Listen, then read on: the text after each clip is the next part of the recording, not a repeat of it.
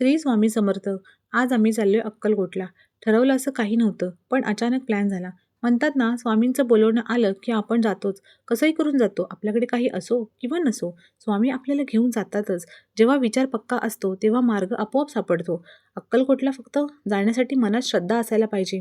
ठाण्यावरून रात्री आम्ही 1 वाजता निघालो. आई-पप्पांना पुण्यावरून घेतलं आणि आम्ही सकाळी अक्कलकोटला जायला निघालो. एक खरी गंमत सांगू, तिथे जाऊन आम्हाला एक अनपेक्षित अनुभव घ्यायला मिळाला. कधी स्वप्नातही विचार केला नव्हता असा अनुभव आला. आम्ही रात्री 7:30ला पोहोचलो, फ्रेश झालो आणि दर्शनासाठी गेलो. रात्री दर्शन झालं नाही. खूप गर्दी होती, कारण आम्ही 3 दिवस सुट्ट्यांमध्ये गेलो होतो, त्यामुळे खूप गर्दी होती. आणि मग आम्ही सकाळी लवकर उठून अंघोळ करून दर्शनाला गेलो, तर समजलं की आमच्याकडून आज स्वामींचा अभिषेक होता. बापरे, ती फिलिंग म्हणजे वेगळाच अनुभव. साक्षात स्वामींचं गाभाऱ्यात जाऊन दर्शन घेणं म्हणजे अंगावर काटाच आला. खूप अडचणी आहे जीवनात, परंतु त्यांना सामोरं जाण्याची शक्ती फक्त स्वामींमुळेच येते.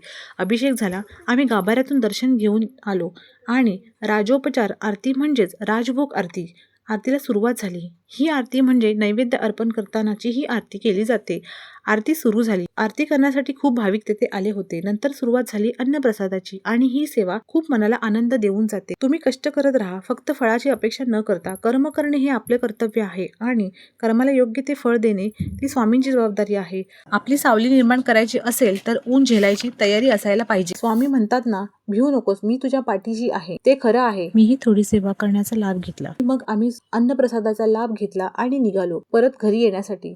तर असा होता आमचा अक्कलकोटचा अनुभव. श्री स्वामी समर्थ.